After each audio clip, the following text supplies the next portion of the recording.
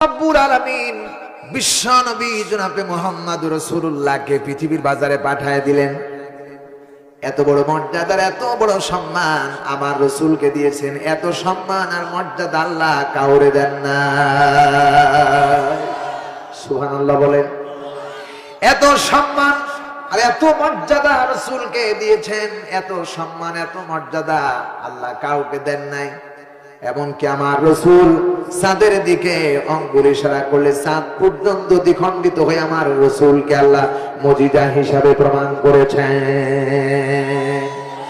আমার ভাইরা, এই পৃথিবীতে আদম নবী থেকে কিয়ামত পর্যন্ত যত মানুষ আসবেন, এসেছেন, গেছেন, সব মানুষের চাইতে সৌন্দর্য করে আল্লাহ রাব্বুল আলামিন আমার নবীকে পৃথিবীর বাজারে পাঠিয়েছিলেন। সবার চাইতে সেরা করে পাঠিয়েছিলেন। আমার নবীকে একটা নয়, দুইটা নয়, 5টা গুণে গুণান্বিত করেছেন। 1 নাম্বার সাইয়্যিদুল বাশার, আদম নবী থেকে আজ পর্যন্ত কিয়ামত পর্যন্ত যত মানুষ আসবে, সব নেতার টপ নেতা, সব মানুষের সর্বশ্রেষ্ঠ মানুষ আমার নবী মুহাম্মদুর রাসূলুল্লাহ। সবাই পড়েন সাল্লাল্লাহু আলাইহি ওয়াসাল্লাম। আমার ভাইরা, কিয়ামত পর্যন্ত যত মানুষ আসবেন, সব মানুষের নেতা করে আল্লাহ রাব্বুল আলামিন আমার নবীকে পাঠালেন। 2 নম্বরে সাইয়্যিদুল আম্বিয়া, এই পৃথিবীতে মুহাম্মদ রাসূলুল্লাহ সাল্লাল্লাহু আলাইহি সাল্লাম পর্যন্ত যত নবী এসেছিলেন পৃথিবীতে, সব নবীর নেতা করে আল্লাহ রাব্বুল আলামিন আমার নবীকে পাঠালেন। সুবহানাল্লাহ বলবেন না? আর একটু আস্তে বলেন সুবহানাল্লাহ। বাঙালি এত বড় চালাক, আস্তে বললে চুপ করে বলে, আর আস্তে বললে জোরে বলে, জোরে বললে আস্তে বলে। কথা কয় না, ঠিক কিনা? আমার ভাইরা, আল্লাহ রাব্বুল আলামিন 2 নম্বরে তার নামে লকাব দিলেন সাইয়্যিদুল আম্বিয়া। যত নবী এসেছিলেন, সব নবী নেতা করে আল্লাহ রাব্বুল আলামিন আমার নবীকে পাঠিয়েছিলেন। 3 নম্বরে সাইয়্যিদুল মুরসালিন, তার মানে যত রাসূল এসেছেন, নবী আর রাসূল যেমন রাত আর দিন পার্থক্য, ঠিক নবী আর রাসূল তেমন পার্থক্য। আল্লাহ রাব্বুল আলামিন আমার নবীকে সাইয়্যিদুল মুরসালিন, 3 নম্বরে এই পৃথিবীতে যত রাসূল এসেছেন, সব রাসূলের সেরা রাসূল বানিয়ে আল্লাহ রাব্বুল আলামিন আমার নবীকে পাঠিয়েছিলেন। জোরে বলেন আল্লাহু আকবার। সাইয়্যিদুল কাউনাইন, ইমামুল মুরসালিন, ইমামুল মুরসালিন 4 নম্বরে বলছি, রাসূল হলেন এই পৃথিবীতে কিয়ামত পর্যন্ত যত ইমাম আসবেন, সমস্ত ইমামের টপ ইমাম হলেন আমার নবী, বিশ্ব নবী। চিল্লায় বলেন সুবহানাল্লাহ। 5 নম্বরে বলছি, এই পৃথিবীতে এই জগৎ শেষ হয়ে যাবে। কুল্লু মান আলাইহা ফানি ওয়া ইয়াবকা, সব শেষ হয়ে যাবে। যখন সব শেষ হয়ে যাবে, থাকবেন একজন, তিনি কে? আস্তে বলেন কেন, কে? ঠিক তিনি আলাইসাল্লাহু বিআহকামিল হাকিমিন। আল্লাহ রাব্বুল আলামিন কাজী হয়ে, বিচারক হয়ে হাসরের মাঠ কায়েম করবেন। ঠিক এই জগৎ শেষ হয়ে যাবে, আর একটা জগৎ আছে, সেই জগতের নাম হলো পরকাল। আমার নবীর লকাব দিয়েছেন সাইয়্যিদুল কাউনাইন, তার মানে এই জগতের নেতা। কিয়ামতের ময়দান যখন শুরু হবে, ওই জগতের নেতা আল্লাহ রাব্বুল আলামিন আমার নবীকে করেছেন। যে নবীকে এত মর্যাদা দিয়েছেন, এই নবীর পক্ষে আছেন কারা কারা? 2 হাত তুলে আল্লাহরে দেখান। লিল্লাহে তাকবীর। আল কোরআনের আলো, হাত নামান।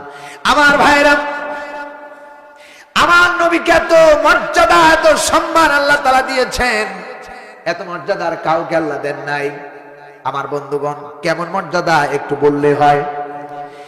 বিশ্ব নবীকে হত্যা করার জন্য আবু জাহেল নবীকে হত্যা করার জন্য বিশাল গর্ত করেছেন। রাসূল ওই রাস্তা দিয়ে আসবেন, আর আসার সঙ্গে সঙ্গে গর্তের মধ্যে পড়ে যাবেন, রাসূল মারা যাবেন। এমন ভাবে গর্ত করেছেন। আল্লাহর নবী, বিশ্ব নবী দাওয়াতি কাজ শেষ করে অন্য রাস্তা দিয়ে বাড়ি পর্যন্ত পৌঁছে গেলেন। আবু জাহেল চিন্তা করলেন, দেখি মোহাম্মদ বলে হায়াতপুর পর্যন্ত গর্তে পড়ে মারা গেছেন, কি অবস্থা হতেছেন তার একটু দেখে আসি। আস্তে করে গেলেন, কিন্তু এমন জায়গায় গর্ত করেছেন আবু জেহেল নিজেও টের পায় নাই। একটা কথা আছে, রাখে আল্লাহ মারে কে, আর মারে আল্লাহ রাখে কে, ঠিক কিনা? আল্লাহ রাখে যারে, তারে কেউ মারতে পারে না। এক সেকেন্ড আগে আপনি যেতে পারবেন না, এক সেকেন্ড পরেও আপনি এক সেকেন্ড থাকতেও পারবেন না, ঠিক না বেঠিক? আমার নবী বাড়ি আসলেন, আবু জেহেল এমন ভাবে গর্ত করেছেন বোঝা যায় না। আবু জেহেল নিজেই গর্তের মধ্যে পড়ে গেছেন, চিল্লাইতে শুরু করেছেন, হাইরে কি দশা! গর্ত যে করে খাল খনে, যে সেই খালে সেই পড়ে, কথা কয় না? ওই খান থেকে কিনতে এসেছেন, তার মানে কি এটা বাস্তব বুঝান? আবু জেহেল যে গর্তে পড়েছে এটাই বোঝানোর জন্য বলছি না আমার ভাইরা, যেই পাপ যে করবে সেই পাপের শাস্তি তাকেই নিতে হবে। আবু জাহেল গর্তের ভিতরে পড়ে গেছেন। মক্কার সমস্ত নেতা কর্মীরা গর্তের সামনে হাজির। আবু জেহেল ডাক দিয়ে বলে, আমারে উঠাও, কিন্তু আর উঠানো যায় না। দড়ি দিল, শিকল দিল, সব দিল, কিন্তু আবু জেহেল রে গর্তে থেকে ওঠানো যায় না। এবার আবু জেহেল চিন্তা করছে, ও মক্কার নেতারা, লিডারেরা, ততক্ষণ পর্যন্ত আবু জেহেল গর্তে থেকে উঠবে না যতক্ষণ মুহাম্মাদুর রাসূলুল্লাহ আসবে না, ঠিক কিনা? আল্লাহ কয়, যারে মারবা গোটা বিশ্বকে আমি ভাইরাল করে দেব। আজ দেখেন আমির হামজাকে বন্দী করে ফেলেছিল ওয়াজ বন্ধ করে দেওয়ার জন্য। আমির হামজা জেল থেকে আসার পরে এত ভাইরাল, এত ভাইরাল, এত ভাইরাল, আর কেউ নাই, চিল্লা এখন ঠিক কিনা? আল্লাহ কয়রে বন্দী করে মারতে, মেরে ফেলবে, যাতে করে ইসলাম নিভে যায়। আর আমি আল্লাহ এটা প্রকাশ করে দিব ১৫০০ বছর আগে। আল্লাহ বলেন, ইউরিদুনা লিইউতফিউ নূরাল্লাহি বিআফওয়াহিহিম ওয়াল্লাহু মুতিম্মু নূরিহি ওয়ালাউ কারিহাল কাফিরুন।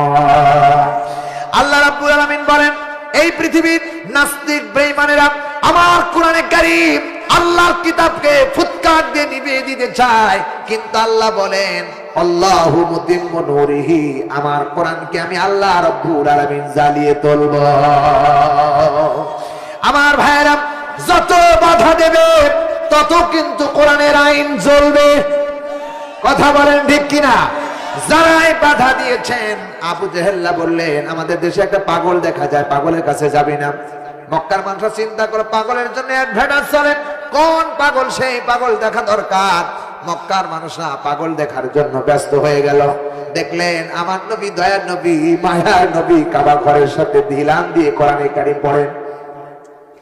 মক্কার মানুষরা দূর থেকে লক্ষ্য করেন, পাগল যদি হতো তাহলে মাথার চুলগুলো উস্কো বুস্কো দেখা যেত, কারণ পাগল তো শ্যাম্পু আর সাবান বোঝে না, ঠিক না বেঠি? মাথার মধ্যে বাবরি চুল ছিল, এত মজার, চুলের মধ্য থেকে এত আলো বের হচ্ছে, এত সুন্দর চিকচিক করতেছে। লোকেরা চিন্তা করলেন, পাগলের মাথার চুল এত যদি সুন্দর হয়, এটা কখনোই পাগল হতে পারে না। তবে হ্যাঁ, পাগল যদি হয় তাহলে পাগলের দাঁতের মধ্যে ময়লা থাকবে, কারণ পাগল তো বিরাস আর তুক পেট চিনে না। যারা রাস্তায় পড়ে থাকে তারা কি বিরাস দিয়ে দাঁত মাজে নাকি? দাঁতের মধ্যে ময়লা। একটু আগায় বিশ্বনবী কোরআনে কারীম তেলাওয়াত করতেছেন, মক্কার মানুষে আগায় আগায় সামনে আগায় যাচ্ছেন। দূর থেকে লক্ষ্য করে দেখেন বিশ্বনবী ঠুটটা নড়তেছেন, মাঝে মাঝে দাঁত বের হচ্ছেন, মনে হচ্ছে বিজলির ডানা মতো চকমক করতেছেন। লোকেরা চিন্তা করলেন, পাগলের দাঁতে ময়লা থাকতো, কিন্তু ময়লা তো দূরের কথা, এত সুন্দর আলো বের হচ্ছে, এটা পাগল না। তবে আরেকটু সামনে আগায়, যদি পাগল হয় তাহলে অবশ্যই পাগলের কথাবার্তা হবে এলোমেলো। পাগল কখনো সঠিক জ্ঞান কথা বলতে পারে না, এদিকে ফাল মারবে, ওদিকে ফাল মারবে, তবেই বোঝা যাবে পাগল। পাগলের কাছে গেলেন, সেখানে গিয়ে দেখেন এত সুন্দর চেহারার মানুষ আকাশের নিচে আর নাই। এই মানুষটা এমন কথা বলতেছেন যা দুনিয়ার কোন মানুষ বলে না। উনি কোরআনে কারীম তেলাওয়াত করতেছেন সূরা রহমান থেকে। মক্কার কাফেররা যতই সামনে আগায় ততই যেন হৃদয়ের মধ্যে আল্লাহর প্রেম ভালোবাসা সৃষ্টি হয়ে যায়। আল্লাহ নবী কোরআনে কারীম তেলাওয়াত করতেছেন কাবা ঘরের সাথে। আল্লাহ নবী যখন কোরআনে কারীম তেলাওয়াত করতেন, মক্কার কাফেররা ঘরে থাকতে পারতেন না। ঘর ছেড়ে দিয়ে বিশ্ব নবীর ঘরের পাশে দাঁড়ায়া 1 ঘন্টা 2 ঘন্টা নয়, প্রথম রাত থেকে ফজর পর্যন্ত কোরআনে কারীম শুনেছেন। এমনকি ধরা পড়ে যাবার ভয় বলে তারা দৌড় দিয়েছেন। চিল্লায় কোন কথা ঠিক না বেঠি? আল্লাহ নবী কোরআনে কারীম পড়তেছেন, এত মজার কণ্ঠ আল্লাহ তাআলা তাকে দিয়েছিলেন, কোরআন পড়তেছেন। আজ আমাদের দেশের অনেক কারীরা যখন কোরআন পড়ে মজা আছে না নাই? আছে নাই? দেখবেন নাজমুস সাকিব কত সুন্দর করে তেলাওয়াত করলো, গোটা অল বিশ্বকে কাঁপায় দিল নাজমুস সাকিব তেলাওয়াত করে। নাজমুস সাকিব যখন তেলাওয়াত করতেন এইভাবে তেলাওয়াত করতেন, হৃদয় স্পর্শ করতেন। আউযু বিল্লাহি মিনাশ শাইতানির রাজীম,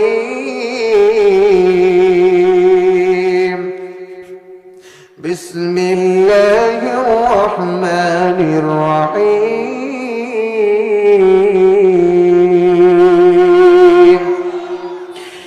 আলহামদুলিল্লাহি রাব্বিল আলামিন,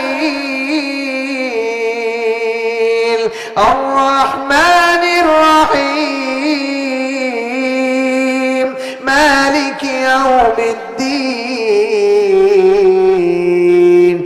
ইয়্যাকা না'বুদু ওয়া ইয়্যাকা নাস্তাঈন।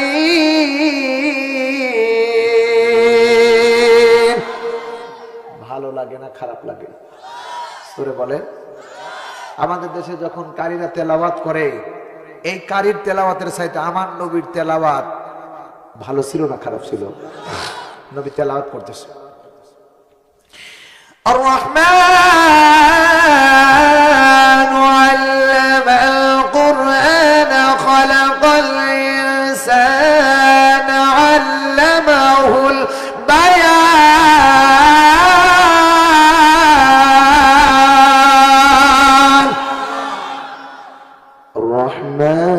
আর-রাহমানু আল্লামাল কুরআন খালাকাল ইনসানা আল্লামাহুল বায়ান।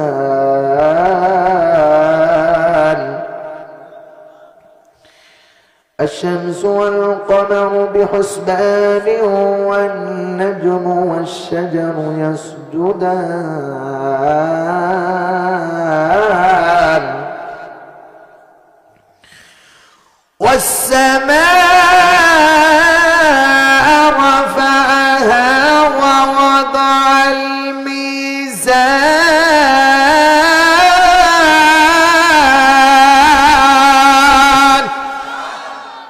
মক্কার মানুষেরা সব পাগলের মতো হয়ে গেছে। পাগল কখনো এত সুন্দর মিষ্টি ভাষায় কথা বলতে পারে না, এটা পাগল না। আমার মনে হয়নি হলেন মুহাম্মাদুর রাসূলুল্লাহ।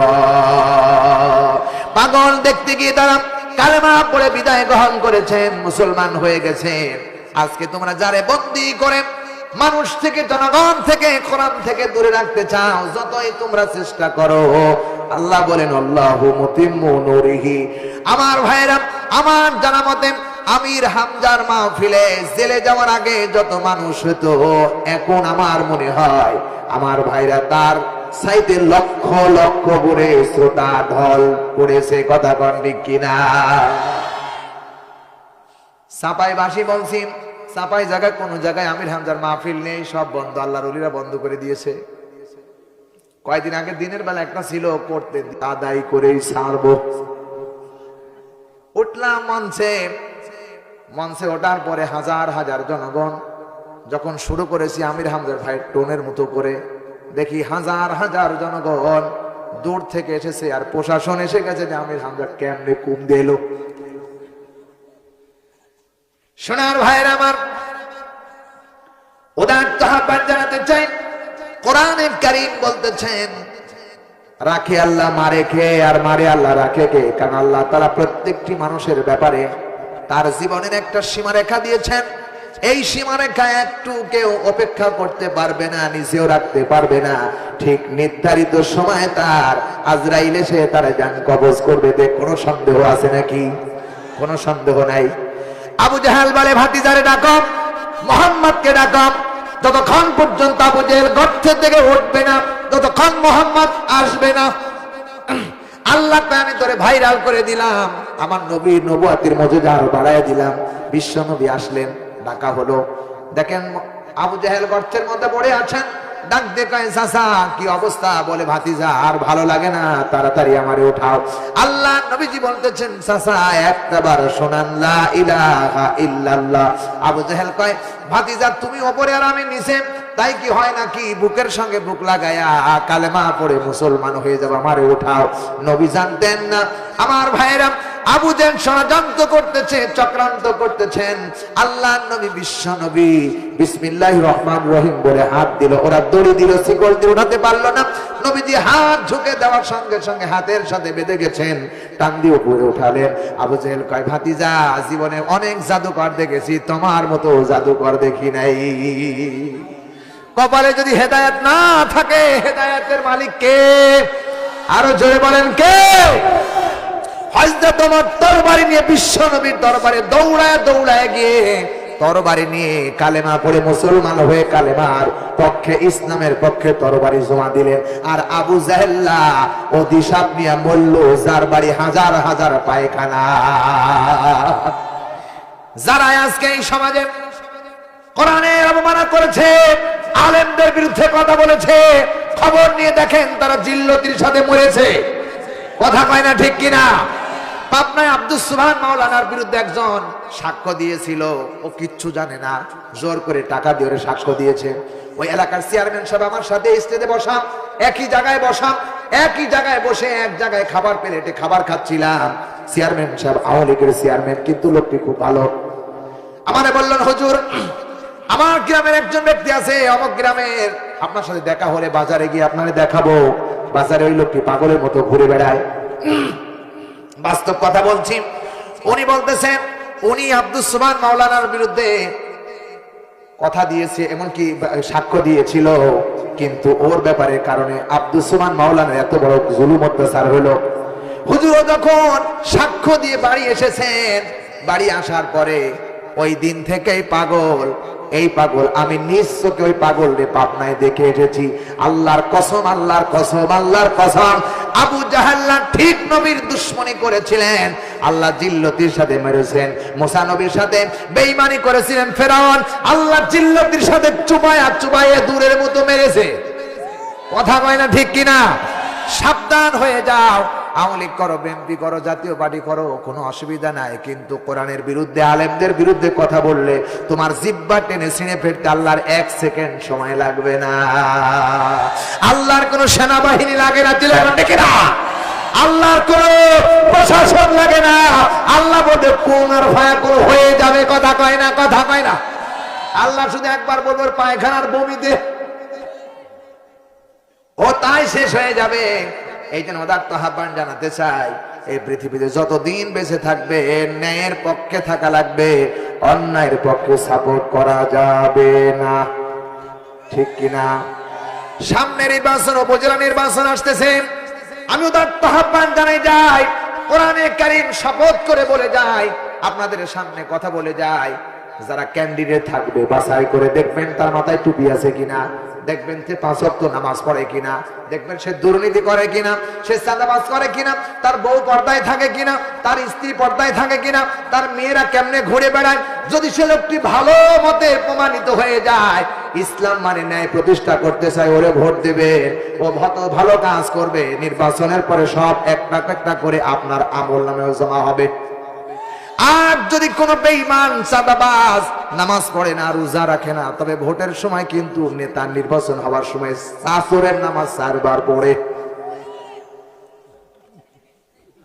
আছে না নাই? 4 বার পড়ে, কারণ যেখানে জনগণ দেখে সেখানে নামাজ। লোক মনে করে লোকটি খুব ভালো রে, নামাজ পড়বে, লোকটি ভালো। ও হওয়ার পরে শয়তানি আর চামচালু ছাড়বে না। চিল্লা এখন ঠিক কিনা? আমার দেশের কিছু এমপিরা হজ করতে যাওয়ার সময় মসজিদের মধ্যে উঠে বক্তব্য দিল, আমি ভালো হয়ে গেছি, আপনারা আমার মাফ করে দিন, আমি হজে যাচ্ছি, আমি সব সুবিচার হয়ে গেলাম, হজ থেকে ফিরে এসে যা ছিল তাই। প্রিয় ভাই সাহেব, উদারত আহ্বান, যারা রাত গভীর হয়ে গেছে বাড়াবো না, একটা বাজে যাচ্ছে, কাছাকাছি চলে গেছেন। জি না আর শোনা ভাই, আর পারছি না দাদা। আল্লাহ আপনাদের কবুল করুন।